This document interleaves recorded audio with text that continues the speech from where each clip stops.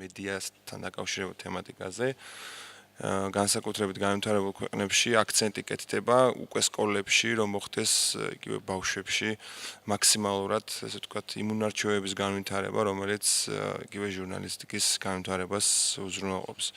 მაგალითად, მედია არის ის ინსტრუმენტი, რაც აუცილებლად უზრუნველყოფს ადამიანის სოციალურ ცვლილებას, მაგრამ როგორი იქნება ეს სოციალური ცვლილება საზოგადოებაში, ეს მეორე საკითხია, ვინაიდან ჩვენ თანამედროვე რეალობიდან გამომდინარე, კარგად ვხედავთ, რომ ელემენტარულად მედია ხანდახან, ესე ვთქვათ, არა მარტო საქართველოში, არამედ სხვაგანაც განსაკუთრებით ნეგატიურ როლს თამაშობს იგივე ადამიანის ჯანმრთელობაზე და ფსიქიკაზე.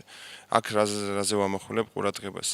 მოგეხსენებათ, ჯერ კიდევ 94 წელს რუანდაში მოხდა ესე ვთქვათ გენოციდი, სადაც 800,000 ადამიანი დაიღუპა, რაშიც განსაკუთრებული წვლილი შეიტანა სწორედ მედიამ, იგივე იუგოსლავიაში და ასე შემდგომ.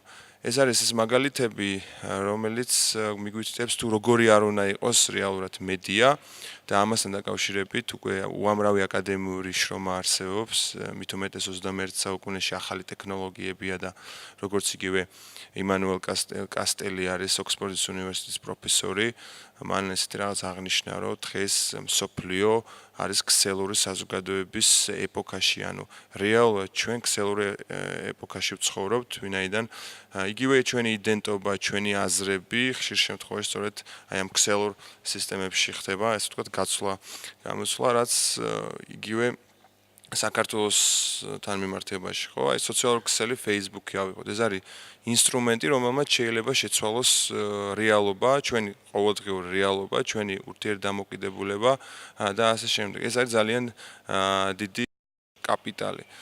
და არა მარტო Facebook, თქვენ იცით, რომ ეგვიპტეში სიტყვაზე რევოლუცია რომ მოხდა, განსაკუთრებული როლი რამ ითამაშა?